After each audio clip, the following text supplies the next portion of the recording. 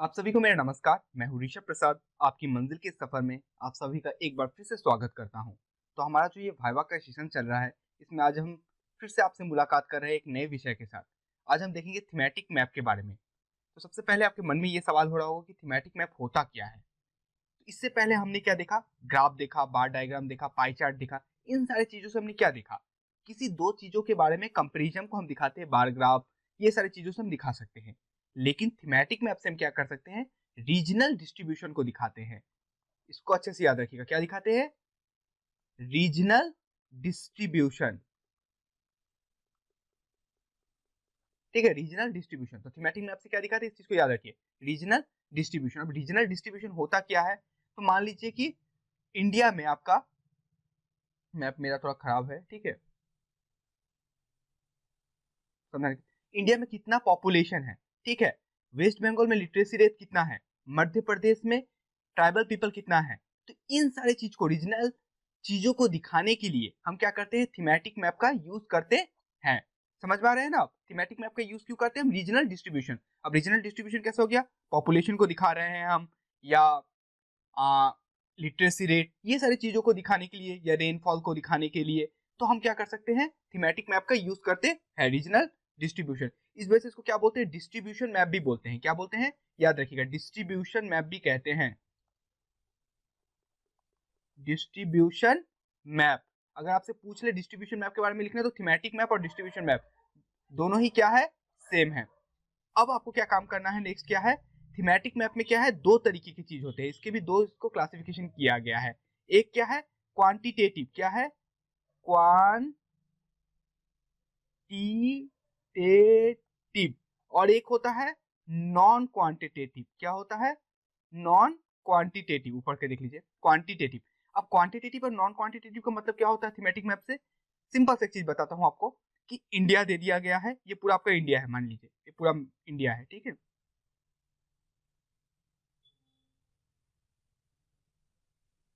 India. अब India में क्या किया गया है, आपको क्या बताया गया है? कि यहाँ पे रेनफॉल होता है, सोचिए नॉर्दर्न में होता है, मैं ऐसे आपको बता रहा हूँ, 10 से 20 सेंटीमीटर, ठीक है।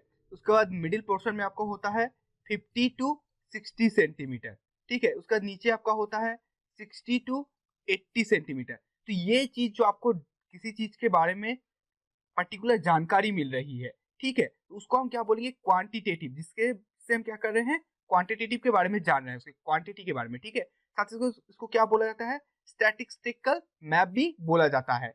क्वांटिटेटिव मैप को हम क्या बोलते हैं? स्टैटिस्टिकल मैप भी बोलते हैं, क्योंकि हम इससे डाटा के बारे में पता कर पा रहे हैं कि नॉर्थ इंडिया में 10 से 20 सेंटीमीटर होता है, सेंट्रल पार्ट में 50 से 60, और लोअर पार्ट में 60 to 80, इस तरीके का। और नॉन क्वांटिटेटिव में क्या होता है? जिससे हमको डाटा के बारे में कोई पता नहीं चलता, बस पता है कि यहाँ पे हाईएस्ट रेनफॉल होता है और यहाँ पे लोएस्ट रेनफॉल होता है। आपका यहाँ पे मेघालय में सबसे ज्यादा हाईएस्ट रेनफॉल हो गया, और आपका राजस्थान में लोएस्ट रेनफॉल हो गया। ये दो चीज, इससे कोई डाटा के बारे में हमें पता नहीं चल रहा है। इस वजह से क्या कहते हैं? नॉन क्वांटिटेटिव भी इसे हम कहते हैं, और इसको क्या कहते हैं? क्वालिटेटिव मैप भी कह सकते हैं। समझ पा रहे हैं ना? अब हम देखेंगे थीमेटिक मैप के अंदर तीन तरीके के मैप होते हैं। एक होते हैं डॉट मैप, एक होते हैं कोरोप्लेट मैप, एक होते हैं आइसोप्लेट मैप। अब ये क्या क्या होते हैं एक एक करके हम जानते हैं, ठीक है, तो हमारे साथ बने रहें। अच्छा लग रहा हो तो वीडियो को जरूर लाइक प्रेस करते रहे बटन को, और कोई भी अगर प्रॉब्लम हो तो आप जरूर कमेंट सेक्शन में कमेंट करें, ठीक है। चलिए आगे बढ़ते हैं। हम देखते हैं कि डॉट मैप क्या होता है। सबसे पहले हमारा डॉट मैप आता है।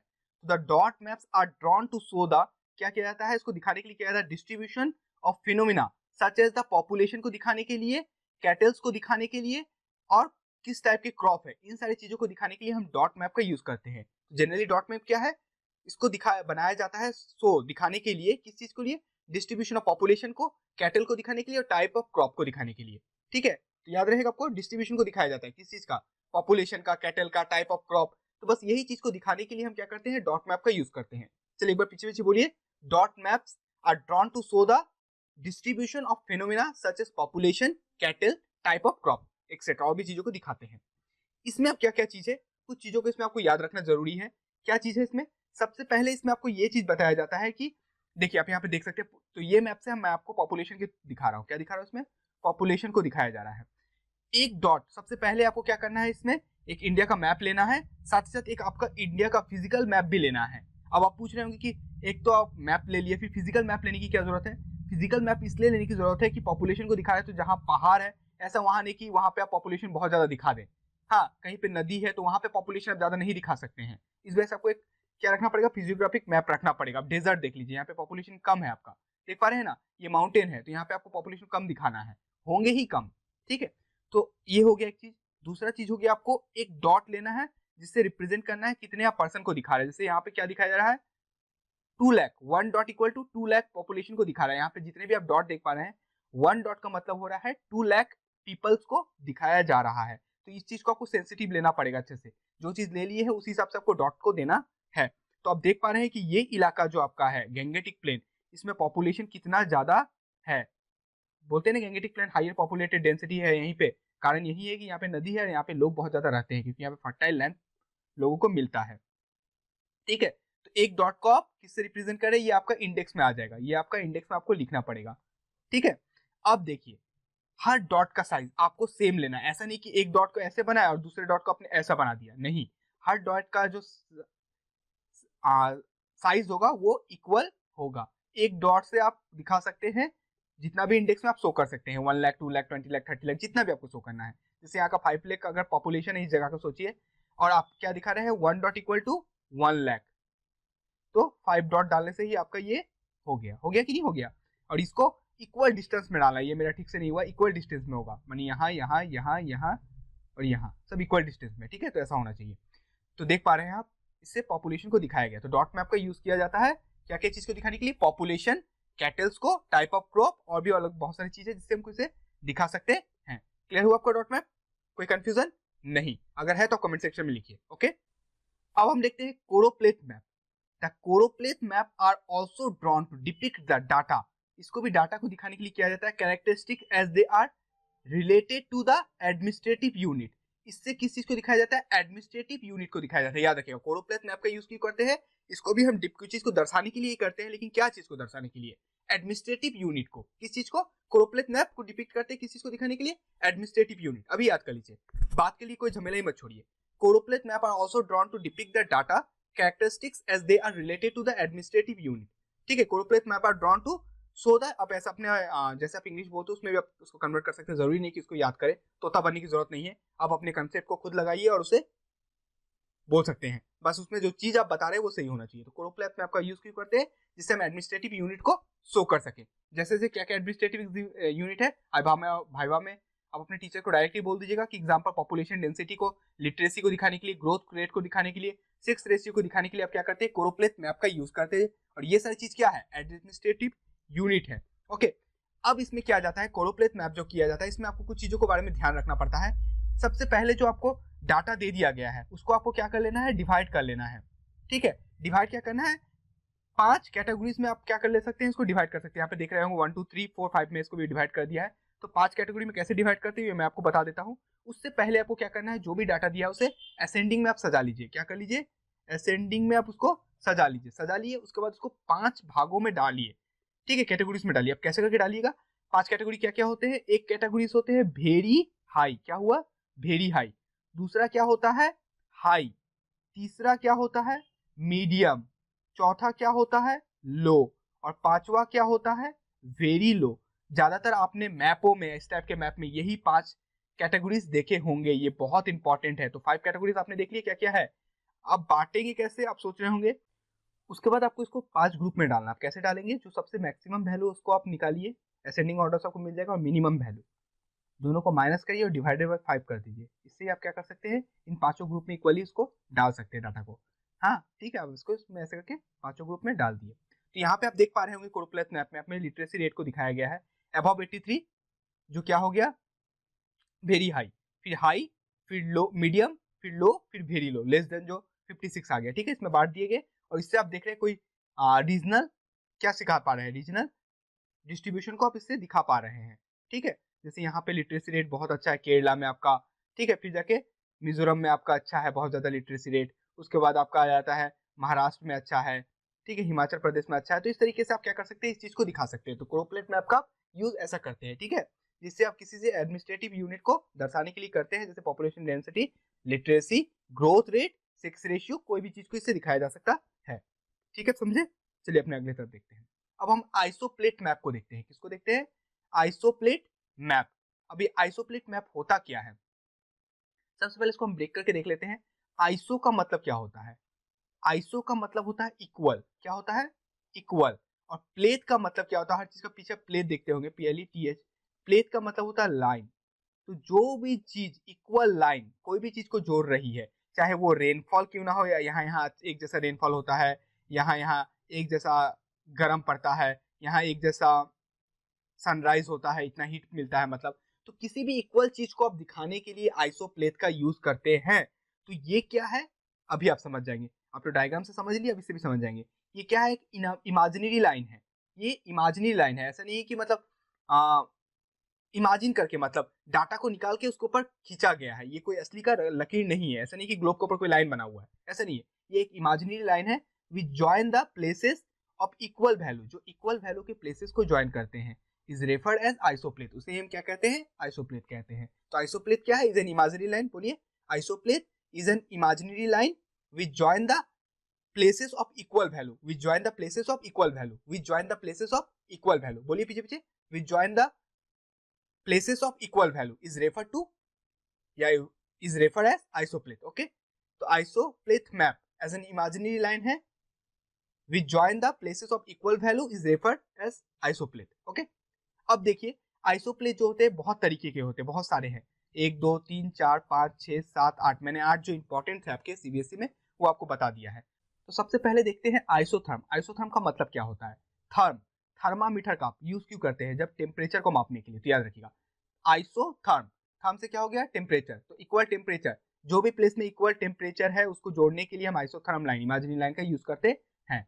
आइसोथर्म, तो थर्म से क्या हो गया? Equal temperature. बोलिए आइसोथर्म, थर्म से क्या हो गया? टेम्परेचर। थर्मामीटर से मापते हैं टेम्परेचर, तो इक्वल टेम्परेचर। अब आ गया आइसो बार। बार, बार का यूज क्यों करते हैं? प्रेशर को मापने के लिए, मिली बार यूज करते हैं ना। तो आइसो बार, बार का क्या करते हैं? प्रेशर का यूज करते हैं। बार का कभी यूज करते हैं? प्रेशर से। इससे अभी याद कर लीजिए, बात का काम ही मत छोड़िएगा, बात का काम शैतान का होता है, ठीक है। तो अभी आप काम करते रहिए। तो आइसो बार, बार का मतलब क्या होता है? प्रेशर। तो इक्वल प्रेशर आपका इससे हो गया। बोलिए आइसो बार, बार का क्या करते हैं? मिली बार, बार से हम मापते हैं प्रेशर, तो हो गया इक्वल प्रेशर। वैसे प्लेस जहां इक्वल प्रेशर बनते हैं उसे हम आइसो बार लाइन का यूज करते हैं। आइसो हाइट्स, तो आइसो हाइट्स का क्या करते हैं? Equal rainfall. तो इसको याद ही कर लीजिए, आइसो हाइट्स। हाइट्स क्या करते हैं? रेनफॉल। कितना रेनफॉल हुआ, कितने हाइट का रेनफॉल हुआ, ठीक है, कितना हाइट का रेनफॉल हुआ जमीन से लेके। तो इससे क्या करते हैं हम? इतना बारिश हो गया, तो क्या हो गया? Isohyet, rainfall. क्या हो गया? रेनफॉल। Isohyet, rainfall. बोलिए isohyet, rainfall. Isotherm, temperature. Isobar, equal line या इक्वल प्रेशर को, मानी isotherm temperature, isobar pressure, isohyet rainfall, equal rainfall. Okay, सब में इक्वल इक्वल लगा दीजिएगा, equal temperature, equal place, pressure, equal rainfall. Isonephs, अब क्या आ गया? आइसोनेप्स। क्या आ गया? आइसोनेप्स। आइसोनेप्स क्या कहते हैं? Equal cloudiness. आइसोनेप्स क्या आ गया? Equal cloudiness. Isonephs equal cloudiness. Isonephs equal cloudiness. Isonephs equal cloudiness, याद रखिएगा। आइसो हेल, हेल क्या आता है? हेल, बहुत गर्मी है आज, हेल यार कितनी गर्मी पड़ी है। हाँ, तो सनराइज, कितना सनराइज है? इक्वल सनराइज जहां जहां मिल रहा है। तो iso hello equal sunrise, iso hello equal sunrise, iso hello equal sunrise. Contour, contour तो आपने बहुत देखा ही होगा। कंटूर का मतलब क्या होता है? इक्वल हाइट को। इसको और सिखाने की जरूरत नहीं है, ये तो आपके दिमाग में बैठा ही होगा। कंटूर का मतलब होता है इक्वल हाइट को। जैसे यहाँ माउंटेन एक जगह है, तो इक्वल हाइट के लिए कंटूर कैसे करके टान दिए, ठीक है, तो इक्वल हाइट हो गया। अब आइसो बाथ, बाथ का मतलब क्या हो गया? डेप्थ को मापने के लिए। मैं नहाने के लिए क्या करूंगा? बाथिंग लेने जा रहा हूँ, और बाथ में बहुत गहरे नदी में लेता हूँ बाथ। तो बात क्या करते हैं? डेप्थ को मापने के लिए। बात करते हैं डेप्थ को मापने के लिए। Equal depth, equal depth, equal depth, याद रखिएगा। और आइसो हेलाइन का मतलब क्या होता है? हेलाइन का मतलब हो गया सलाइन। तो सैलिनिटी मापने के लिए, नमकीन मापने के लिए, इक्वल सैलिनिटी। जहां जहां आपको सैलिनिटी इक्वल है समुद्र में, उसको मापने के लिए आइसो हेलाइन लाइन का यूज करते हैं। Equal salinity, equal salinity, equal salinity, isohaline equal salinity, isohaline equal salinity. तो अच्छे से याद रखिएगा, ठीक है। और भी बहुत सारे, लेकिन ये इंपॉर्टेंट आप तो याद करके जाइए। Isotherm equal temperature, isobar equal pressure, isohyet equal rainfall, isoneph equal cloudiness, isohel equal sunrise, iso contour equal height, isobath equal depth, isohaline equal salinity. फटाक से याद कर लीजिए, एकदम विदिन 5 मिनट के अंदर आपको ये हो जाना चाहिए। ओके, चलिए अब आगे देखते हैं। इसमें क्या है? आइसोप्लेट मैप जो होते हैं इस तरीके के ड्रॉ किए जाते हैं, जैसे इसमें दिखाया गया है डिस्ट्रीब्यूशन ऑफ आइसोप्लेट। इससे आप क्या कर सकते हैं? कंटूर को दिखा सकते हैं, इक्वल रेनफॉल को दिखा सकते हैं। इस तरीके के इमेजिनरी लाइन को टाना जाता है, ठीक है। कोई भी पॉइंट को, जैसे 77 आपका क्या हो रहा है? इक्वल बारिश हो रहा है, तो 77 ऐसे करके एक लाइन जाएगा, जो 77 फिर 77, तो जहां जहां पे 77 आएगा उस लाइन उसको ज्वाइन करते हुए चला जाएगा, ठीक है। 77 का 2 ही है यहाँ पे। उसके बाद जाके आप कुछ भी और देख सकते हैं। 55 के लिए 55 55 ऐसे करके और ज्वाइन करेगा। और 55 कहाँ है, देखिए इसमें नहीं, यहाँ पे इतना ही है, ठीक है। तो ऐसे करके बहुत सारे आपको और भी मिलेंगे। 57 यहाँ पे इस तरीके का, एक तरीके का सोचिए ऐसे करके बारिश होता है यहाँ पे इतना, ठीक है। तो एक तरीके का लाइन यहाँ पे सनराइज कुछ प्लेस है ये जिसमें इक्वल इक्वल आपको दिखाए गए हैं। 70 का ये हो गया, 80 का हो गया। ये माउंटेन ही पकड़ लीजिए आप कि यहाँ पे 100 मीटर का माउंटेन मिलता है, 90 मीटर का, फिर यहाँ 80 मीटर का, 70, 60, 50, 40। तो इसका मतलब क्या है, इस तरीके का माउंटेन है। ये आ गया आपका 100 मीटर, ये आ गया 90 मीटर, ये आ गया आपका 80 मीटर, ये आ गया आपका 70, ये 60, ठीक है। अब इसी चीज को आप अगर 3 डायमेंशन देखते हैं, इस माउंटेन को मैं अगर घुमा दूं, ऐसा कर दूं माउंटेन को, तो ही देखते हैं आप ये लाइन को ऐसे करके देख पाएंगे। हॉरिजॉन्टली देख पा रहे हैं कि नहीं देख पा रहे हैं, बस वही, कुछ नहीं है। जो भी लाइन है उसको हॉरिजॉन्टली हम पकड़ लेते हैं 2 डायमेंशनल पेपर में। उसको दिखाने के लिए इस तरीके का डायग्राम का यूज किया जाता है, आइसोप्लेट का, समझे। तो ये सारी चीजों को दिखाने के लिए हम क्या कर सकते हैं, हाइट को, सनराइज को, ये सारी चीजों को दिखाने के लिए हम आइसोप्लेट का यूज करते हैं। तो 3 तरीके का जो हमने थीमेटिक मैप में था, डॉट मैप, कोरोप्लेट मैप और आइसोप्लेट मैप, ये तीनों के बारे में हमने अच्छे से डिस्कस कर लिया। तो थीमेटिक मैप में बस इतना ही था आज की इस वीडियो में, आपके लिए बस इतना ही। अगर पसंद आया हो तो जरूर लाइक बटन को प्रेस करें, सब्सक्राइब करना ना भूलें और बेल आइकन को जरूर दबाएं, जैसे कि मैं वीडियो को आप तक पहुंचा सकूं। तब तक स्वस्थ रहें, मस्त रहें, मेहनत करते रहें, आपकी सफलता आपको जरूर मिलेगी। जय हिंद, जय भारत।